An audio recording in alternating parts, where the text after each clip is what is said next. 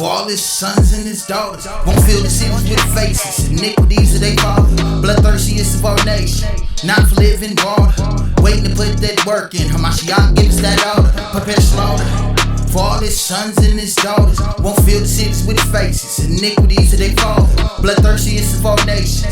Not for living water, waiting to put this work in. Hamashiach give us that order. I really want to know. I really do know. No problem. Have you ever heard in your life that the so-called Mexicans, right, are a part of God's chosen people of one of the various 12 tribes? You've heard that before? What did you hear about it? Chosen ones, black germ, the brown germ, and we created a white race. The black germ and the brown germ? Well, it took 600,000 years to create what is now the white race, which wrapped it from the black man. I think I know what you're talking about. That has nothing to do with what we're talking about up here. Would you?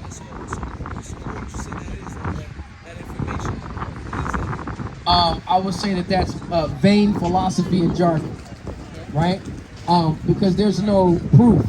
There's no substantiated proof or evidence of that. That's just mythos, right? Of where the so-called white man or the Caucasian man comes from, right?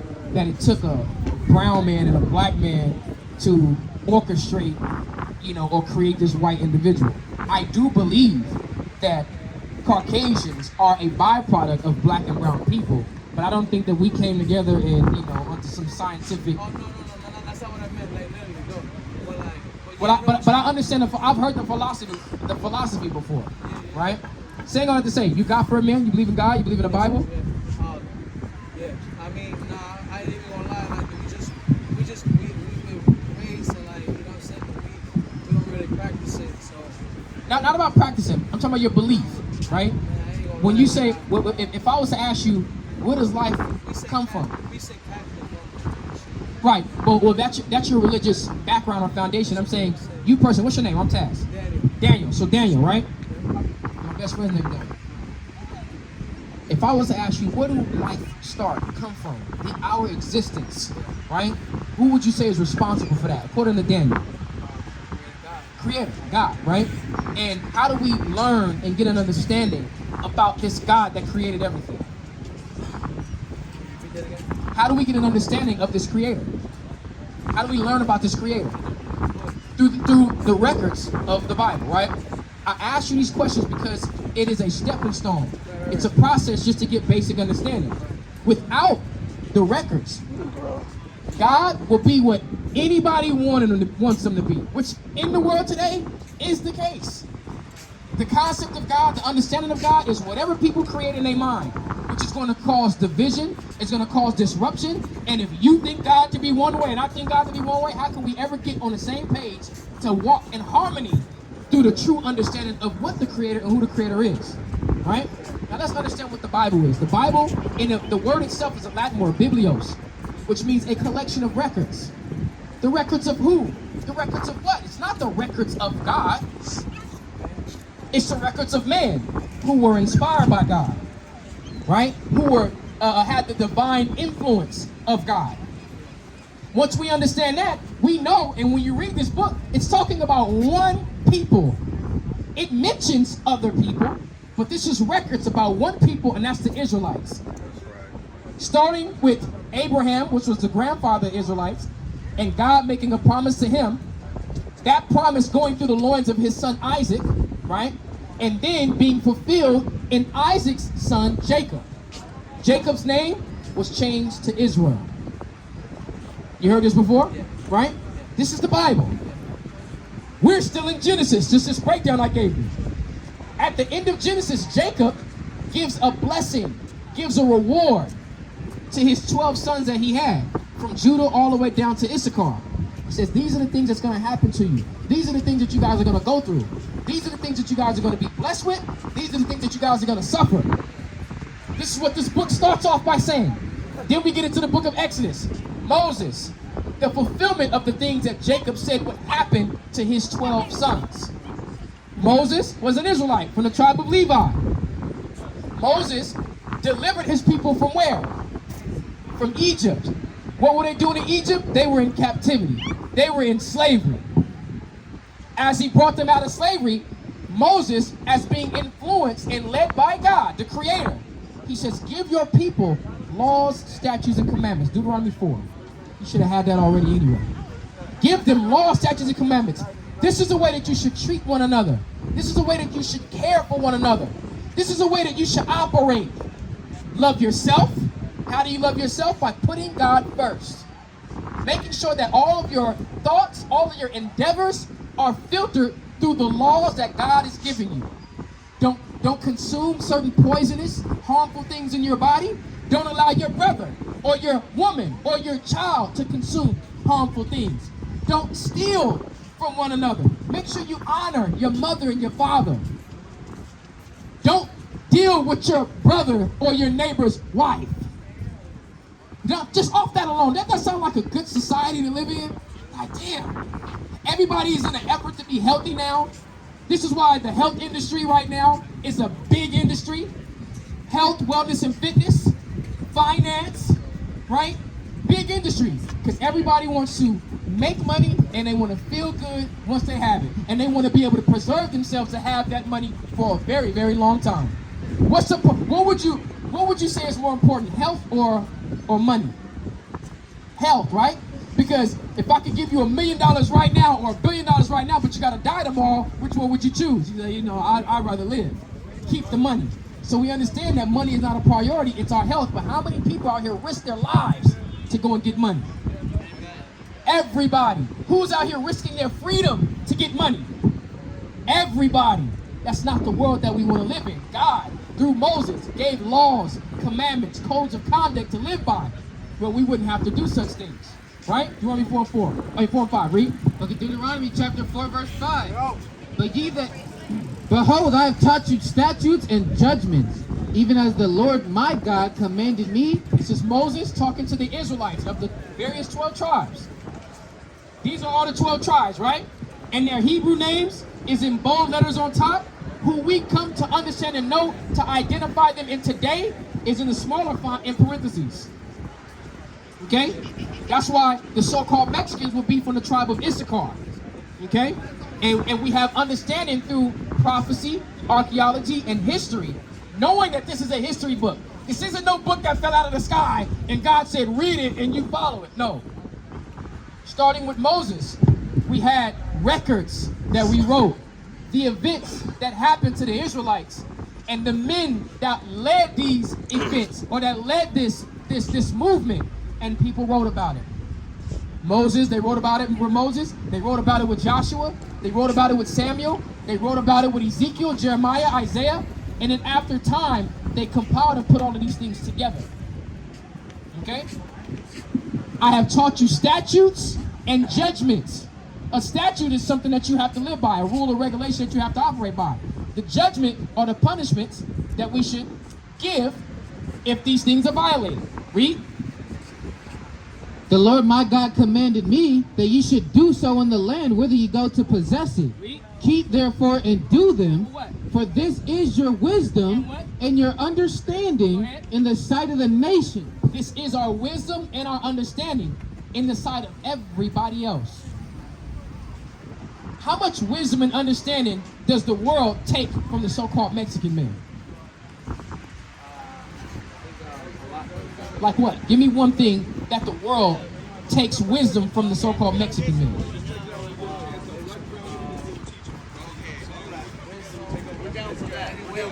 I'm gonna tell you this. Before we even get down that road, they don't take wisdom. You know what they do? They degrade the so-called Mexican man. They start talking about how dirty, how he's interfering with the flow of the world. Everybody outside of so-called blacks, Hispanic, and Native Indians. What wisdom do they take from black people? What wisdom do they take from Native Indians? They don't take any wisdom. They exploit and then they condemn. We are some sort of nuisance to the world, especially when we want to bring to the table the conversation of justice. Right? But God says, listen, follow my law, statutes, and commandments. Keep therefore and do them. This is your wisdom and understanding in the sight of the rest of the world. Now, On a basic general level, they don't, but when we understand who we are, we recognize they have stolen our wisdom, which is our law, statutes, and commandments, and they have utilized it to create and become great in the world. This is where they get the concept of not stealing. How can America say, don't steal, when they stole this land to get it? That's right. Ain't that crazy? They stole the land, but then created a rule saying, don't steal. So You get that from the Bible. So all those names like Mexican, Salvadorian, all those names were like made from where? Like, is that like That comes from the man that stole the land from you guys. Give this man a hand. You understand, right? There's a reason why. Get that. Our name shall be taken from us. You got it? So, Hold that, like, because that's another one. Get that. A name will be taken from us, and then we get proper Bible. Go ahead. I was just saying today I looked up my name. So I was trying to find it like in the Bible what it was, and then I found that it was spelled Daniel, D-A-N-I-E-L, that's the name, and D-A-N-Y-E-L. Like why do I? You know what I'm saying? Like our name just changed. So I'm just saying, is that? Yeah. That's through translation, right? Based off of the language that we're speaking. Actually, in the language that the book of Daniel was written in, was in a Paleo-Hebrew form, and it's actually pronounced Danya Allah, right? Danya Allah, which means God, the power or the Most High God is my judge, right? That's what Daniel means. But in the Paleo-Hebrew, it's pronounced Danya Allah, right? And then through things being translated into, a more modern language, Paleo means ancient. In a more modern language, it's been translated into Daniel. And then even then people say it's D-A-N-Y-E-L. There's no E in the Paleo-Hebrew. During the time of the prophet Daniel or Daniela, there was no E in the language or in the pronunciation or the enunciation of language. There was no E there. Somebody write it out for him. I do. I think it's Y-A-H-L-A-H. Saying all of that to say, we were given a way of life that we don't follow. We were given a way of life that was taken from us. And then we've been told to what? Not necessarily told, but we've been influenced to do what? To rob from one another, to steal from one another, to kill one another, to sell dope to one another, to go and pop at your boy's girl, especially when he's not around. Or we're now praised to just take somebody's girl, period. You ain't even gotta be your friend. But she's talking to another dude and you feel cool, you feel special. She got somebody but she want me. Nah, man, we gotta leave those things alone. Right? This your woman? Somebody came and tried to talk to your woman, you be ready to do what? You be ready to fight her. Listen, no. According to the ways of God, somebody comes and deals with your woman, they deserve death.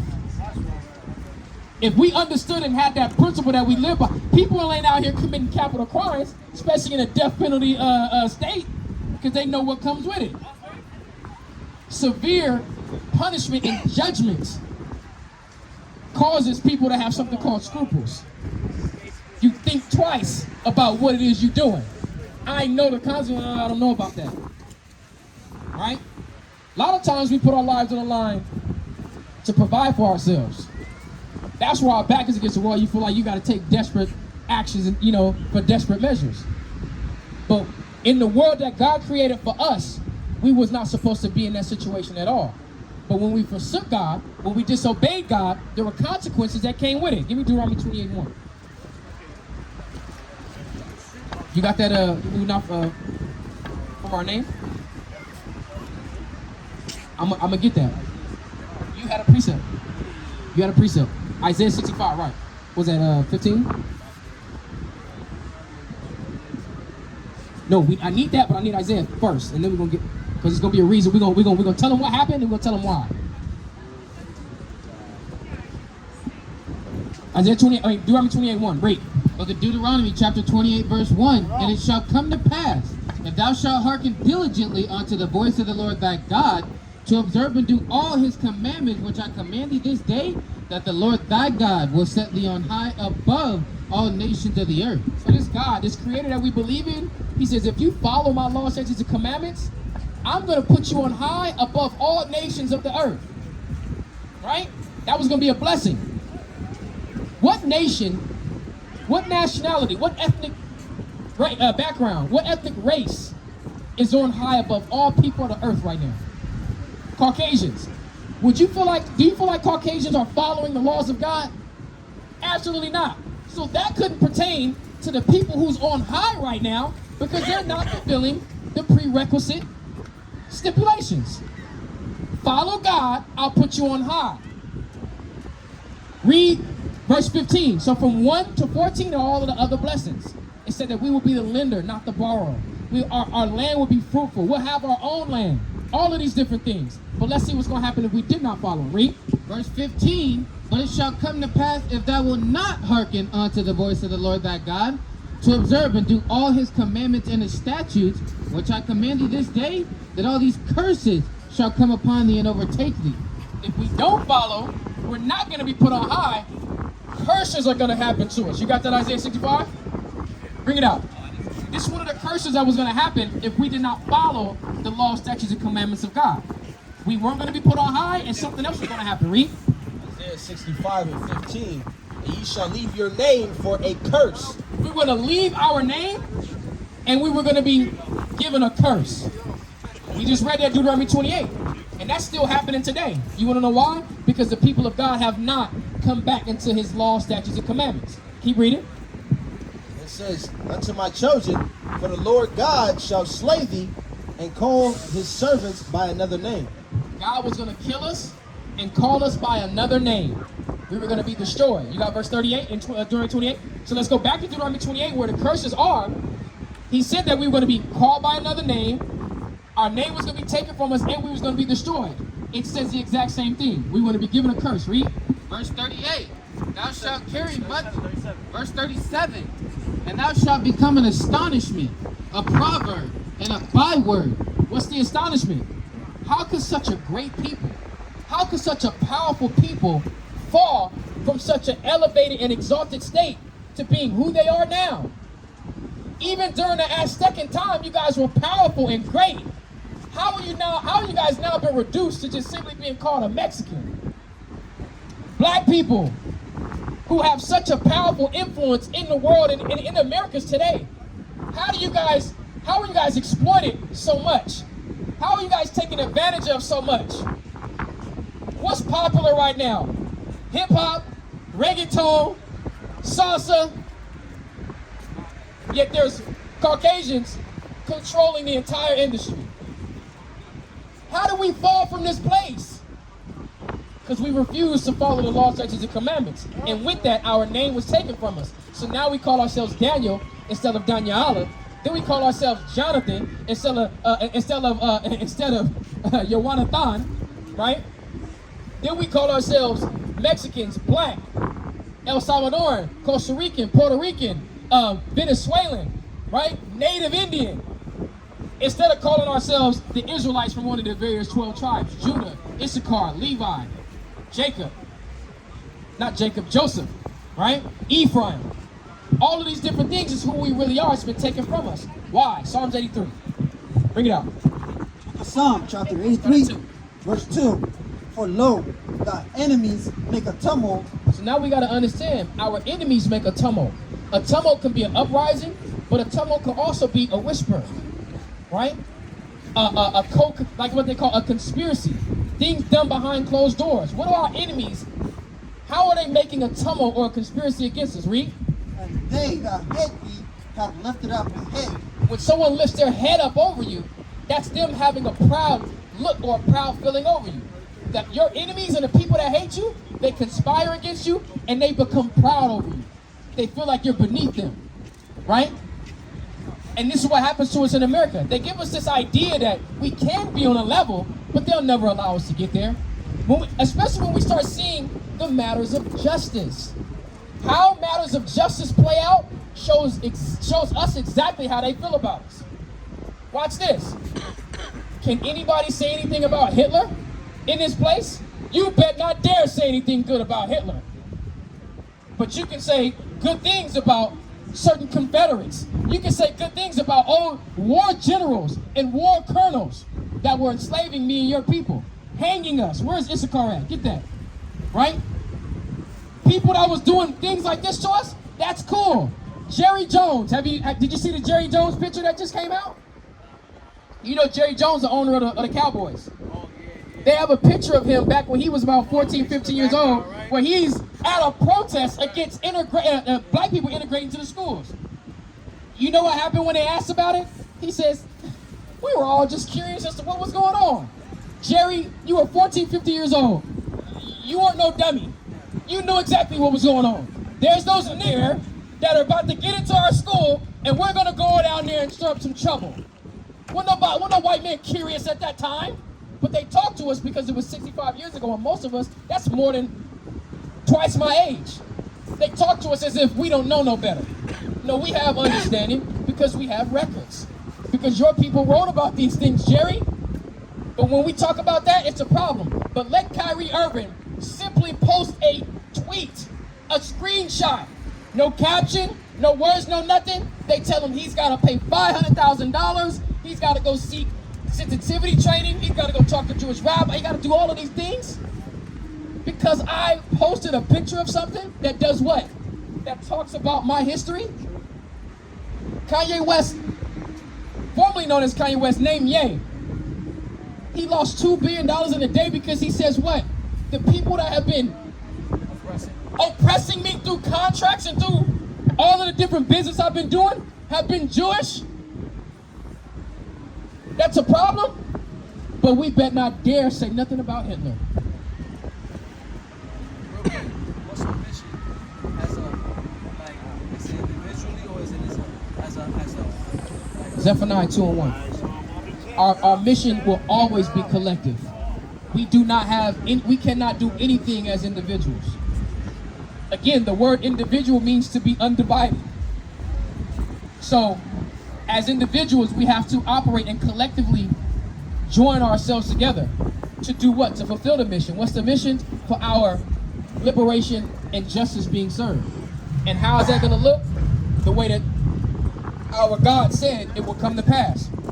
Through me and you recognizing you are not a Mexican, I'm not a so-called Negro, Black, African American. You're not a Mexican, beaner, spick, wetback, anything like that. And guess what? We are actually related, bloodline related, going back to our forefather Jacob. We can no longer be divided. Imagine if the black man and the Mexican man came together. I didn't say Negroes and Hispanics. I just said simply the blacks and the Mexicans. How powerful would that be? Then we add in the Puerto Ricans. Then we add in the Haitians. Then we add in the Jamaicans. Are you kidding? Then we add in the Colombians. Then we add in our Native Indian brothers, right? How wild is that? What could anybody in the world do with us? But are we going to take that level of power and abuse it? No. We're going to enforce honor, dignity, and righteousness as God had commanded us. That's right. You got that, Zephaniah? Bring it out. Because Zephaniah chapter 2, verse 1.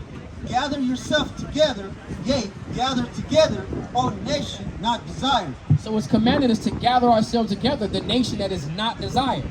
Because when we go into those curses, the people that has the height of the hill right now, that has the top spot, are not following God's law, so we know that that can't be them. The people who were in astonishment. It says a proverb and a byword. Our name was taken. For all his sons and his daughters won't fill the cities with faces. Iniquities of their father, bloodthirstiest of our nation. Not for living water, waiting to put that work in. Hamashiach give us that order, prepare slaughter. For all his sons and his daughters won't fill the cities with faces. Iniquities of their father, bloodthirstiest of our nation. Not for living water, waiting to put this work in. Hamashiach give us that order.